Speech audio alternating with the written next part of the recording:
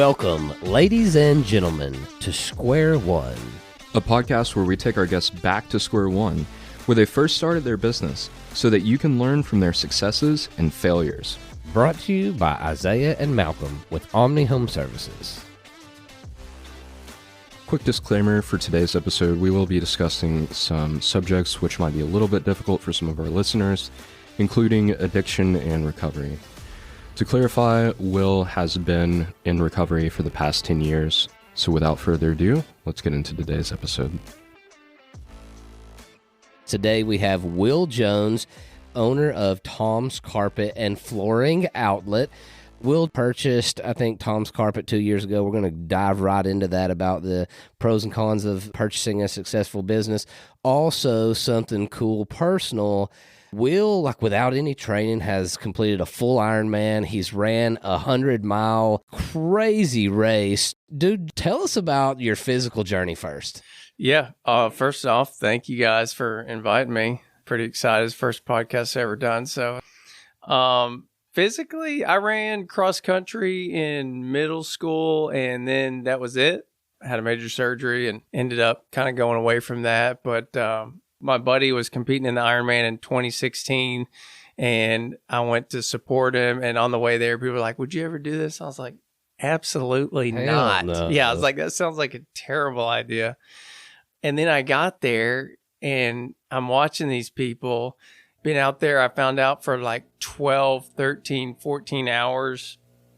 And I was like, just kind of humbled, really. I was like, man, these people got something I don't, which is like the drive to push on when all odds are against me. And I was like, man, maybe I do want to do something like this. So then you just signed up? 2 weeks later, I was like, you know what? I'm going to do it next year. I didn't own a bike. I never ran over 2 miles. Grew up swimming in the pool and in the lake or whatever, but that was about it. And so next thing you know, I'm signed up and I'm going to do it the following year. And people started, you're not going to do this. There's no way. And that fuels me. I love people rooting against me because I've always felt like I was kind of a little guy and had something to prove. So what was your time in the Ironman? I completed it in 12 hours and 32 minutes. You're obviously a natural-born athlete if that's the case.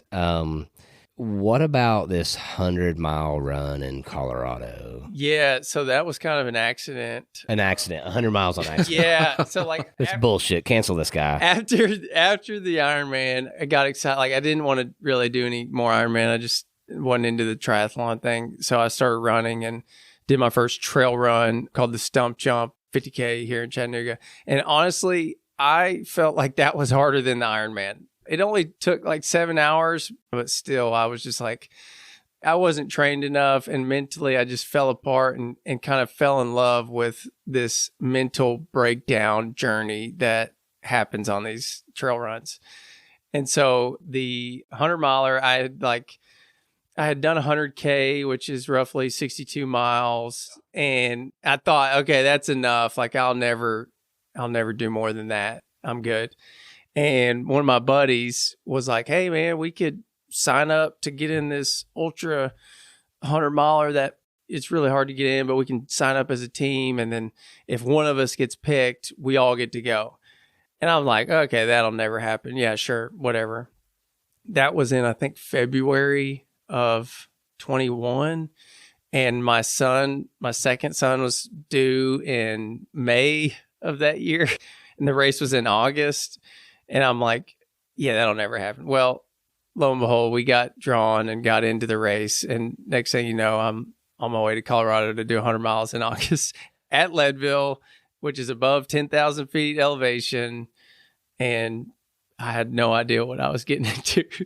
That's impossible to train that much when a baby's on the way, in my opinion. But when you're on mile 85, dude, what are you eating? Are you shitting yourself? Yeah. So it was actually mile 65 where the breakdown hit for me. So I mentioned that kind of what I fell in love with trail running is there comes a time, it's all relative. The more you train, the more you get better at running longer and longer, and your mind just kind of goes places. But the mental breakdown starts to happen. And there is a time in every race where you're like, I just want to quit. Like, I don't want to do this anymore.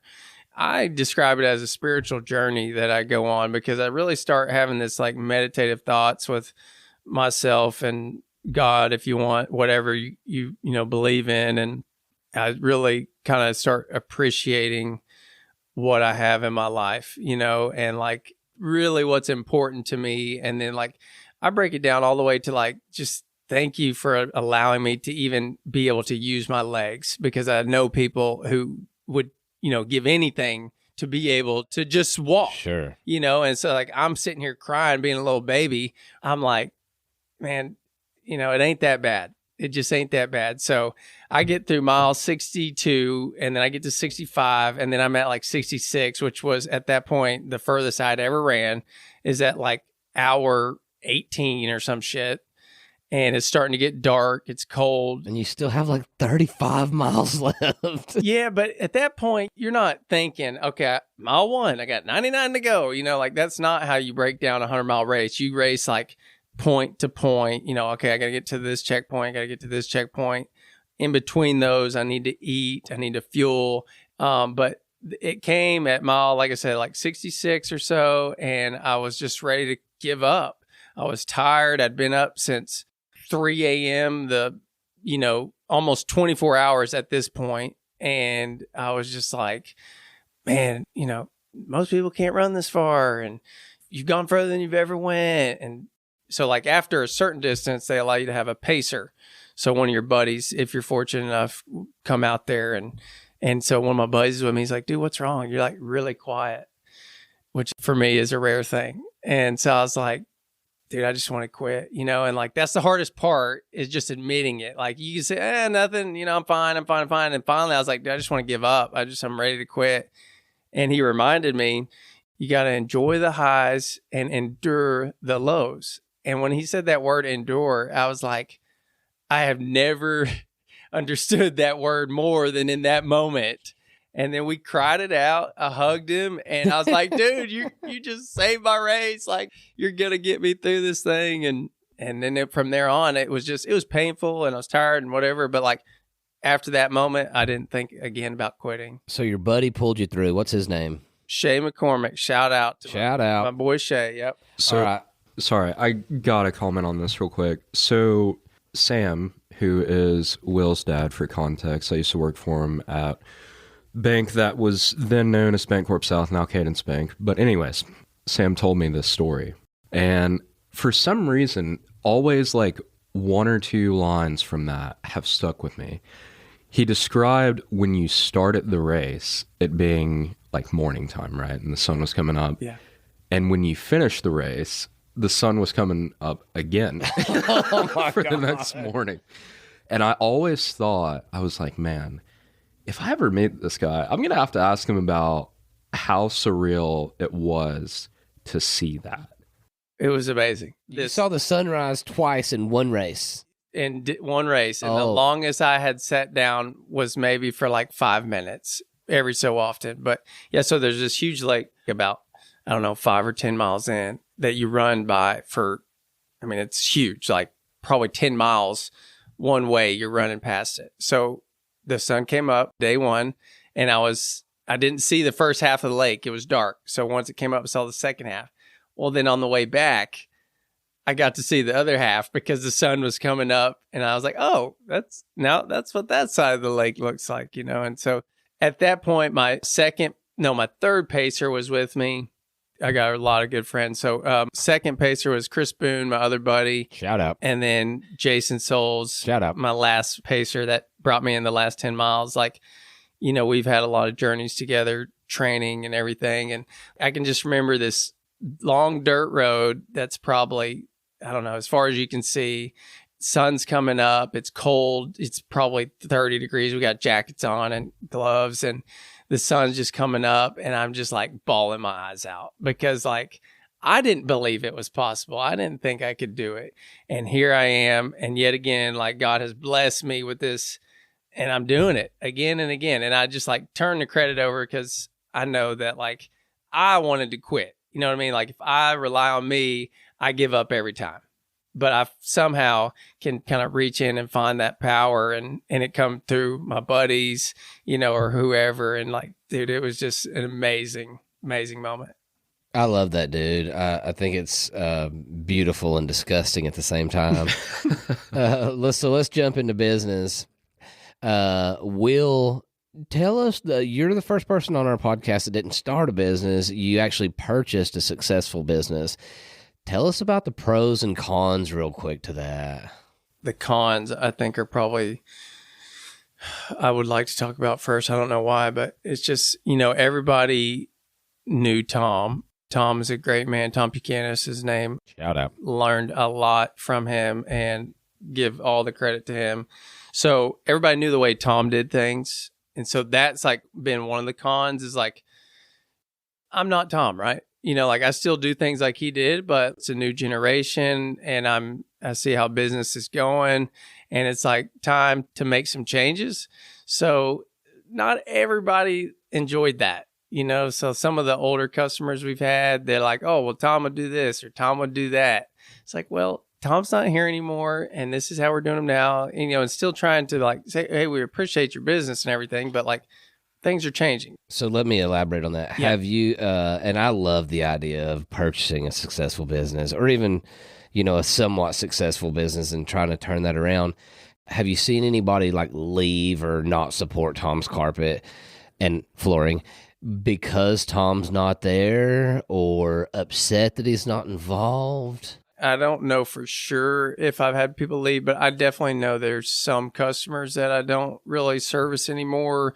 And I don't necessarily know that it was because Tom. I think it was more because we really did a lot of like lower income stuff. And I've been trying to kind of change that. Okay. Just because I like to work a little smarter and a little less hard. I mean, I like to work hard, don't get me wrong, but like, there's some people that want something for nothing, and I believe that we go to work every day to make a living, and I still give them a fair price, but on some of those low ends, they just want cheap shit for nothing. Yeah. I think we all get that.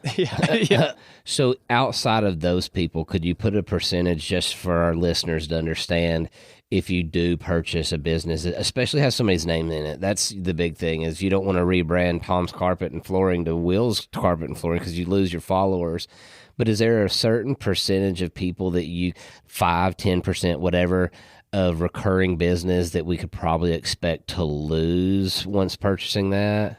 Yeah. I mean, I think I would say 5 at the most is what I've experienced. And that's because I didn't change a whole lot. You know what I mean? Like it's still... That's an outstanding number, yeah. Yeah. We just kept it very similar. We've just been kind of updating. I mean, we were old school. We didn't have computers. We did everything pen and paper. So tell us, the pros obviously that you're out there already. You don't have to build any. Like, tell us about a pro that you probably see now that you didn't see when you were purchasing Tom's Carpet. I mean, like the biggest pro is day one, you walk into business. I can remember leaving the signing table. We signed and I walked, the guys are already working. And our first day we did $60,000 of business. Come on. Jeez. Yeah. You can't do that. I mean, you'd be lucky to do that in your first month starting a brand new business. First year. Yeah, exactly. So it was just nice to do that, and just have the name. And like, I can't say enough that like Tom is the reason Tom's Carpet is what it is. And people love us because of that man and how honest he was and how well he took care of people. And he trained me. I mean, that's the only job I've ever had in my life.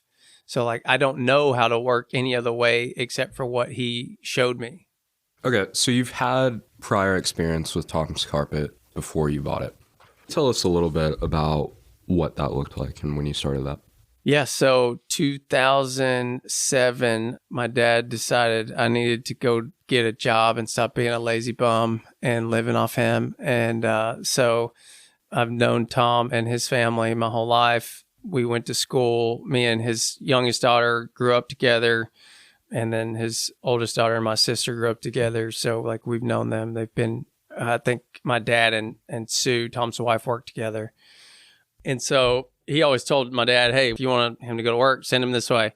So anyways, I showed up. 2007, 17 years old, grabbing a broom and sweeping and toting rugs and just doing whatever I was asked to do because I figure his name's on the bill. I'm here to go to work. So then fast forward a little bit, started doing a little bit more, making rugs.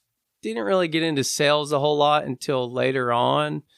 Just kind of going to work because Dad wanted me to go to work. Didn't really have any idea what I wanted to do in my life, or didn't even think twice about owning it one day. Got you. Do you think that was really influential in your decision to go to purchase the business? Because not everyone that looks into purchasing either like a small business, local business, franchise has had experience with the company prior to. So with you personally, how did that weigh in on that decision? Yeah, so by the point where it got to where we were actually talking about buying it, I mean, I knew the ins and outs. Like I said, we didn't have computers, so like I had to know how to do everything, and that's kind of how the old model was. Like everybody there did everything. So I was pretty familiar with everything day to day, minus paying bills and stuff like that. And then too, like at that point in my life, it was like, I don't know how to do anything else. I didn't go to college. I went to Chattanooga State for a couple semesters. That didn't work out. And like, I didn't really have a backup plan. I met some people in the trucking business. They were like, hey, you can make a ton of money doing this. So I tried that for 6 months. I went and tried to sell commercial vehicles. And that turned out to be, in the moment, a complete disaster.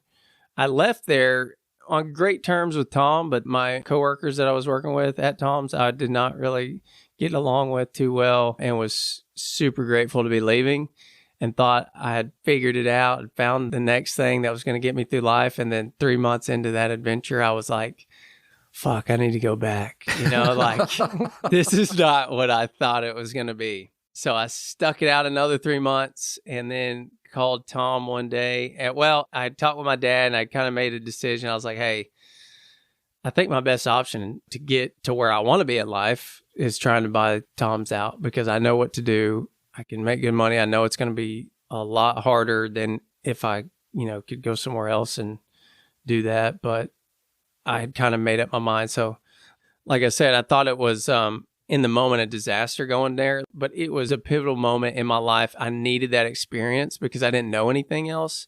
I was scared to leave because the comfort, but I also had no other experience. I didn't know what it was like to be in a corporate world. I didn't know what it was like to not be able to just text your boss. So I got there and was just like, this is bullshit. Like, these people are fake. I don't agree with the way they were wanting to do business. Like, they're trying to get me to sell vehicles to people that have saved their life savings and I'm going to set them up for failure. Like, I got to sleep at night. I want to help people. I want to make a living, but not at people's expense. I think that says a lot of things about Tom Pukinus. And so shout out to him again. And shout out to your dad, honestly, for obviously installing a work ethic in you. So good for you. Good for your dad.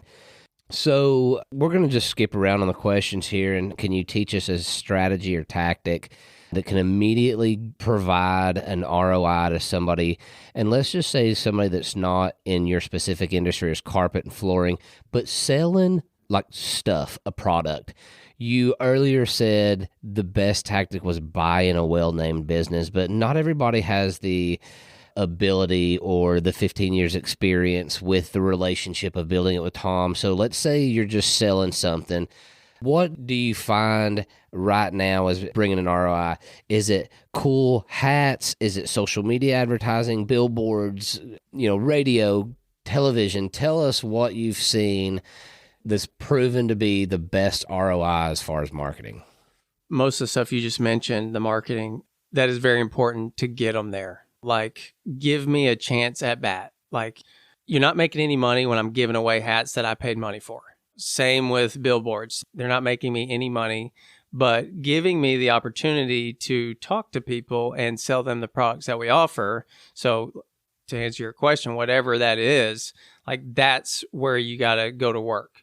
So we didn't have meetings or anything. We were just kind of real loose before. So I'm trying to get a little bit of structure at the store and start doing some monthly meetings with my guys and really trying to focus on what we need to do to better ourselves. And so my last meeting, I was talking about we need to appreciate that we work hard and we get people to the door, but they don't owe us a thing when they get there. They are not our customers unless they're repeat. But as soon as they get there, they're prospects. We haven't done anything for them. Just because they're there doesn't mean that they owe us their business. And so we got to earn that.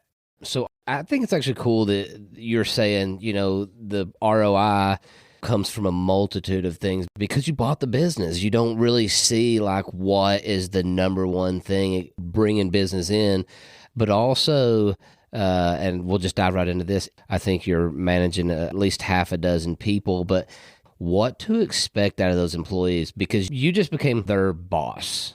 So did you develop like an EOS? You say you're now going monthly meetings. How are you tracking that? What are you going over?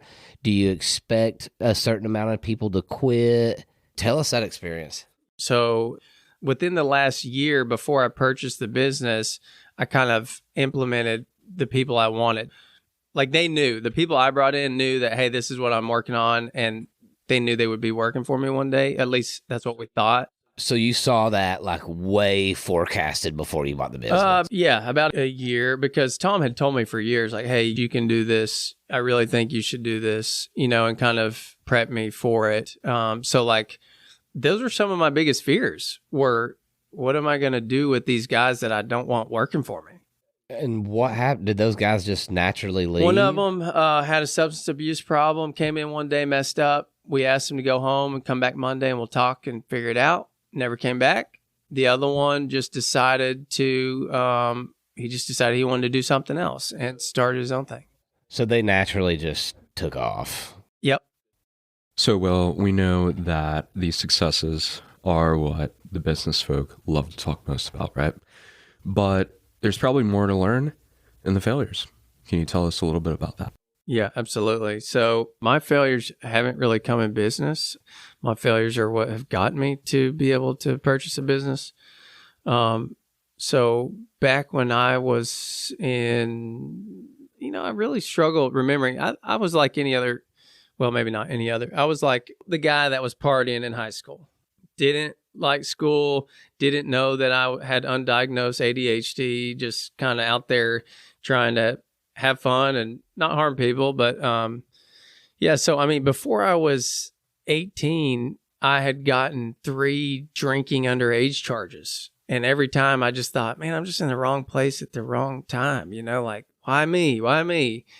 And I couldn't see the drinking or the using whatever was the problem. Fast forward a couple of years, it progressed to prescription drug use. And I don't really know how I got started doing that. I've broken bones and stuff over the years, but nevertheless, I found myself taking them more often to the point where it's every day. I thought, this isn't a problem. I just don't want to quit, and I'm actually performing better at first. Going to work, enjoying talking to people, being more outspoken. Like, man, this is what I've been looking for, and I started drinking less. And there's a positive. I was like, this is great. I figured it out. But then it got to the point where it's like, maybe I'll quit. And when I tried to quit and got extremely sick and couldn't, I got very fearful because I knew, oh no, like this is a lot bigger deal than I thought it was. How young are we talking? I was 18, 17, 18 years old at this point. Next thing you know, I had gone a couple days, and this was a secret to everybody. Like my friends, my significant other, who's now my wife, my parents, nobody knew I was doing this because I was ashamed, it's like, but I still didn't think I was like a drug addict. And then one day I was trying to quit. It'd been a few days, and I thought, okay, I'm going to make this. And then every time I finally get like a text, hey, I got those. I'm on the way, and I just couldn't say no. So I went and got some stuff, went into work, took what I thought was some prescription painkillers. And the next thing I know, I'm walking around and can't hardly feel my legs. And I look at Tom. I said, hey, man, I need to go. Like, I'm not feeling well. He's like, all right, if you're sick. I'd just gotten there. But he's like, if you're sick, whatever, go ahead. Next thing I know, I wake up 2 days later in the hospital. Oh, shit. Wow. Yeah. So what happened? Did you like pass out at work? So apparently I told him I was leaving. I went to my car, put my Powerade bottle on top of my car. I snuck back inside where nobody saw me and then went upstairs where we make area rugs. And one of the guys said, hey, where's Will? I said, oh, he left. He was sick. I said, no, he didn't. His car's still outside. And so Tom knew immediately that like something's not right. So they come upstairs and said, I'm just like eyes rolling in my head, tripping or whatever, just like picking up carpet fibers, just, I'm losing my mind up there. And so Tom's like, well, let's take him to the hospital. Then they said I started trying to fight him. Did they know that you were on something at this point? Nobody knew anything. Okay. They just thought, they had no idea what was going on. They're like, well, let's take him to the hospital. Then I started having a seizure. That's when shit gets real. Got real. Yep. Ambulance comes, picks me up. They put me in a drug-induced coma for, I guess, 24 hours or so. And then I wake up and my arms are tied to the hospital bed and I'm laying there. My parents are looking at me and my girlfriend at the time. I'm like, okay, what does everybody know? I had a memory in my head that I went home and went to sleep on the couch.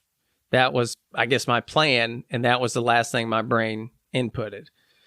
And so they're like, well, do you remember what happened? I was like, yeah, I remember going home and going to sleep on the couch. They said, no, you didn't make it home. And I'm tied down. So I'm thinking, oh my God, what'd I do? How'd you feel at that point? Well, I didn't know the gig was up. I'm still on the defense. I'm trying to protect the lie that I don't want to protect. That's the crazy thing about addiction is like, I want help, but I don't want help at the same time. It doesn't make sense. Like I'm shameful and I don't want people to know that I'm struggling. So yeah, so they said, well, you didn't make it home. And they start telling me what happened. And I'm just like, oh my God. And then they break the news. Hey, you've got a list, from A to Z of drugs in your system. What's going on? And I saw that as my first opportunity to get honest and to ask for help. And so that's what I did. And my parents were nothing but supportive. I went into an outpatient treatment facility where I would just go 3 hours a day for a couple of days a week. And then that's when like the next journey started, so to speak. Thanks for being willing to share that with us. Absolutely. Was this like the end of that? Did you kind of turn the corner from there, or what did that look like from there? No, it wasn't the end. It was the beginning to the end, but I still wasn't educated on addiction. I still thought, okay, I'm terrified. I almost died. I don't ever want to, at that moment, I was like, I don't ever want to take another anything, but I'm going to still smoke a little weed. I'm going to still drink. Everybody does that every day. No harm in that, right? Yeah, right. And so I did that for about a year and life seemed to be kind of still going. I was going to work. I was doing the things I needed to be doing, but still not progressing in life, right? Like I think a lot of people get stuck thinking like, oh, I'm not harming anybody, but my life was just stagnant. So then I had my wisdom teeth taken out. Uh-oh. Told them on the paperwork, hey, I have had past abuse problems, blah, blah, blah, blah. I was very honest. And then they sent me home with a prescription and I took the first one. I'll never forget. I was on the way home and my mom, she didn't know any better. She's like, well, they said your pain's going to kick in, and at that point in my life, I didn't know that my body does not react the same as most people's to those medications. So I took one and I went from being about passed out to cleaning the damn basement. I was ready to go. I was down there sweeping and getting everything cleaned up. It's like, I knew at that point that I just relit the fire. Not to say that medication is not medication when you need it, but like for me, I have to know, do I really need it or can I get by with Tylenol and Advil? That's what I've learned. So going back, that relit the fire. I got 2 more prescriptions out of my doctors because because you were on it. I was ready. You Feel know what good. I mean? Like you're not stopping me. So back to trying to find ways and means to get more. And it was just like, it was terrible because I just knew that here we go again. I'm lying to myself, telling myself that it's not a problem. You're just doing this, whatever. So that went on for another 2 years to the point where it progressed to where I started, the drugs stopped working and I needed to find new ways to make them work again. So I started using them in different ways. And that's when it really went to the next level. Now, I was still 20 to 22, still very young. And my parents, God bless them, but they just took care of me for way too long. And the best thing they ever did was give me an ultimatum. But I'm getting to that. But so, yeah, I started using drugs intravenously, with the needle. And at 18, I said I'd never do that because that's what drug addicts do. And that's, this, that, or the other. Had all these beliefs, like that's not me. And that's where it took me very quickly. And once that happened, within 6 months, I quadrupled the amount that I was using.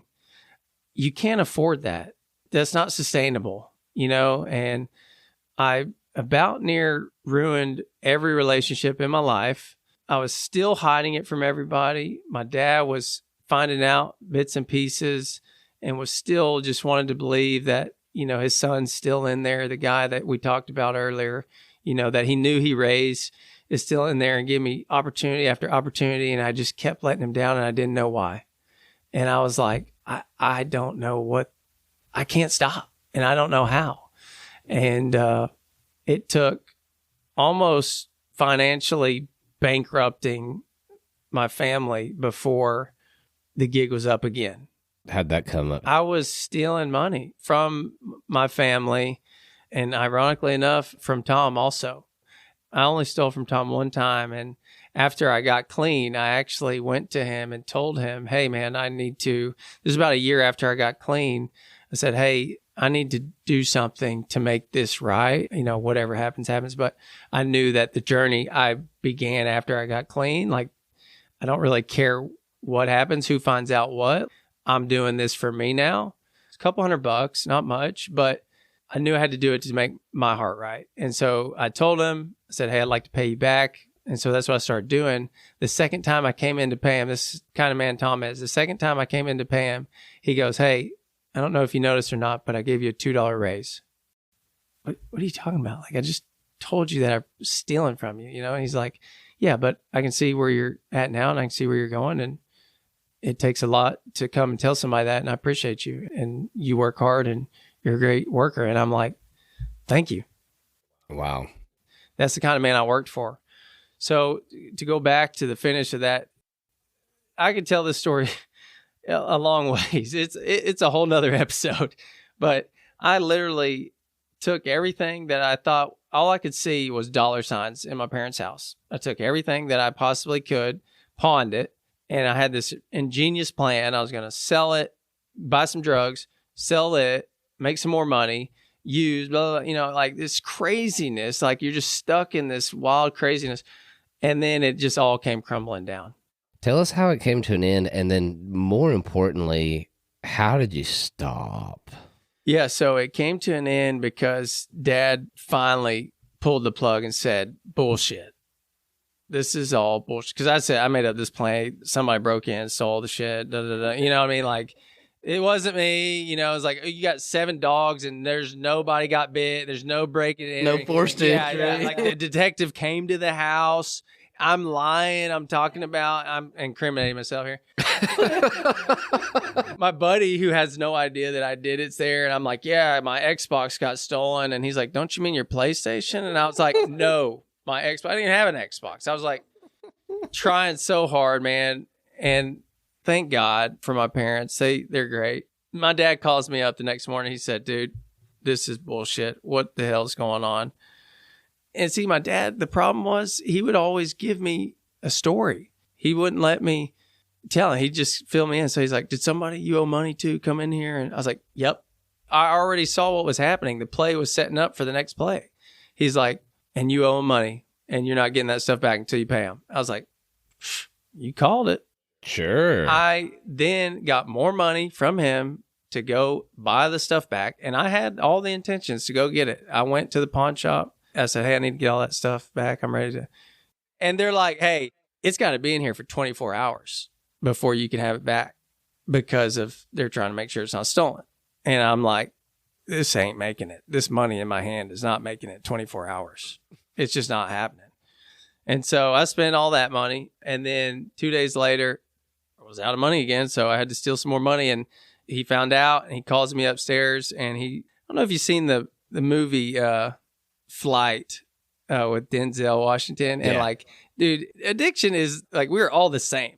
We go until we just can't tell any more lies. And just like in that movie, he's sitting there. All he had to do was tell one more lie, and he'd have gotten scot-free. And instead, he swipes the couple bottles out of the mini bar. And then he goes to the thing, and they're like, he's just got to tell one more lie, and he'll be scot-free. And he just couldn't tell one more lie. And that was the exact same for me. My dad was like, dude, what is going on?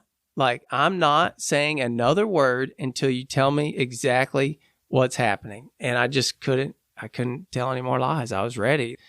I wanted to be done. I just didn't know how to do it. And so I told him everything. And he said, well, pack your shit. You're going to rehab or you're getting the fuck out, whatever you want to do. And so I went to rehab. And that's where I learned about addiction and learned that it's a disease and that it's not the drugs that's the problem. It's me. You know, I'm the one who wants to feel different in my own skin, and that the drugs are just a symptom. I've got to fix this, not the drugs. The drugs are never going to work for me, you know? And so that's where I started my, I'll say, spiritual journey. You know, I'm not a religious person, but definitely a spiritual person. And that's where I started working on myself and started making changes. So rehab was a great start. It is not a cure. It was not a cure for me. I don't believe it's a cure for anybody. I think it's a start. And then, I go to 12-step meetings, and I still am active today in doing that type of thing. I help people. I have people that I sponsor and that I talk to and attempt to help get through life on life's terms. So what you're saying is the 12 steps. I know you were making amends with Tom earlier. You know, we all got shit to deal with. We're all kind of a little fucked up, to be honest. So for those that, you know, maybe need help, you said like the 12 steps, actually going to a meeting is what saved you, or is what continues to save you, because it's never, you know, fixed. It's just worked on. I noticed when I was young, something that helped me is I really found out what triggers were. And it's so much easier to say yes if you're around a trigger, and it's easier to say no if you're not. So is the 12 steps, like, that's obviously one of the things that helped you, but is there any other takeaways there that anybody that might be struggling with anything? Yeah, I mean, it's a lifestyle change. Like, I had to get rid of the old playmates, you know, like I don't associate with those people, like using friends, you know, like they weren't friends, we used together, but mostly, yeah, you know, you have to change everything. And I did, and had to get to new friends. I mean, you're a totally different person. So I started hanging out with new people that had a different outlook on life. And that's everything. That's what saved you, is finding those new friends. I don't know, because I'm a little older than you are, but I see now that those people that, you know, we called friends, you know where they're at now? They're dead. Yeah. And they're dying because they don't change that lifestyle. So, okay, we went down that personal road. What do you got, Isaiah? What questions? Get us back on track here, homeboy. So I think maybe a good way to wrap all that together, is there any book that is significant to you? I mean, I know that the overall theme of the podcast, right, is about business and your experience, how it's correlated, but if you have a book even from your experience with recovery that you'd like to touch on. Yep. So my memory is the one thing that was affected the most, I guess. I don't know. I don't have a fantastic memory, and I'm not a reader. I do listen, though. So, like, I do the audio stuff. I don't like to read. That's the same as reading, man. Everybody gives me a hard time, but Audible is reading, okay? Yeah. So a couple books that were introduced to me was The 4 Agreements. Man, it's kind of like a spiritual journey type deal. And it's really just 4 simple things to live by that just put the focus on you. And if we could just get everybody focused on that and taking care of themselves, how much better the world would be and just how much better we will be with each other. There has to be something there with that book, because I think recommendation-wise, away from just purely business, that's probably the most recommended book that I've had. Yeah, I mean, you want the secret to success, become a better person. If you want to make a ton of money, that's going to be a side effect. If you want to be a great podcaster, work on yourself. It doesn't matter. I think that is the key to it all. Like anything you want to do, work on being better. I strongly believe it. So, second book is one that I'm currently listening to, is How to Win Friends and Influence People. Classic. Yeah. Talks about being better with people. It's really relationships. And I'm enjoying it so far. I'm trying to get my guys to read it. I haven't made anything mandatory. I coach Little League Baseball with a guy, and he's in a corporate job. I saw a book in his car. I was like, what's that? He's like, oh, work's making us read it. I said, do what? Like, that's so foreign to me. I was like, your job is making you read a book? Like, I have little experience outside of what I've ever done. And so I'm like, man, I love hearing new ideas like that because I feel like we can learn from it. So I've been trying to encourage my guys, attempting to get my guys to read it. And Yo, that's a takeaway. I know that we get a lot of good stuff out of encouraging our leadership team to do that too. I do want to wrap up, though, and the podcast is called Square One. So what I'd love to do is take you back to square one. Not square one like the personal journey that we talked about, because obviously what you would tell yourself is probably like, don't be doing that. But take yourself back to like the beginning of the purchase idea of Tom's Carpet. Not even the beginning of your career there, but when that light came to you that says, hey man, I'm going to purchase this damn thing, would you tell yourself anything different? Tough question. No, I don't think so. I do describe it as this, though. Before I had children, I could learn everything there is to learn about being a parent and having children, and read and listen and do all this and talk to everybody and get all that experience.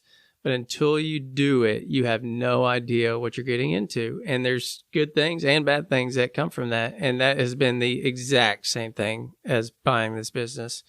I didn't realize, I didn't think it would ever turn off, but it really never turns off. Being the small business, I'm not this big CEO that can hide behind 1,000 employees and make decisions and then not come back to me. Whereas if I make a decision and implement something in a small business and people don't like it or whatever, if I piss somebody off, they come to me. My face is on the website. I'm in the store every day. They have my cell phone number. It's hard. It's hard because you don't ever want to piss anybody off. But at the same time, you got to allow people to respect you, So I think that's what I've been learning is how to be an owner, how to not just be an employee, how to be a leader. I didn't know that was going to be such a big deal. I didn't know that managing the guys was going to be harder than just going and focusing on selling and making my money every day. But that's been the biggest thing is how do I manage people? I had no experience with that. So I would tell myself a lot of things, but the reality is I wouldn't have done any of them. I wouldn't. I'd be like, yeah, I got it. So the beautiful part about this podcast is it's so easy to talk about the beautiful things of entrepreneurialism, but there's not much out there that tells you the shitty part. And you just dropped a bomb on somebody that's hopefully listening to this, because you don't check out at 5, man. You don't stop. In fact, and somebody calls me and they're like, hey, you working? I'm like, at this point, I got chill bumps thinking about it. I'm kind of disrespected if you ask me if I'm working. I'm always working.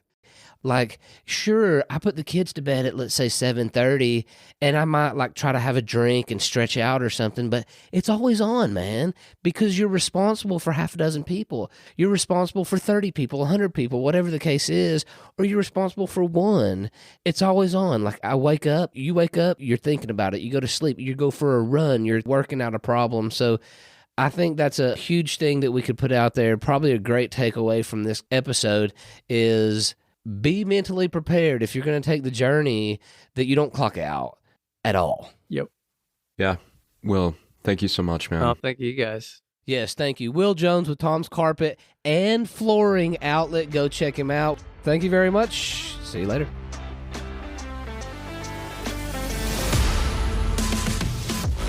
Thank you for listening to Square One Podcast, a podcast brought to you by Omni Home Services, where we rep Chattanooga Home Inspector, Nuclear Pest Control, Elevate Home Staging and Design, and Radon Eraser. We release a new episode each week, so be sure to subscribe on Spotify, Apple, or wherever you listen to podcasts so that you never miss an episode.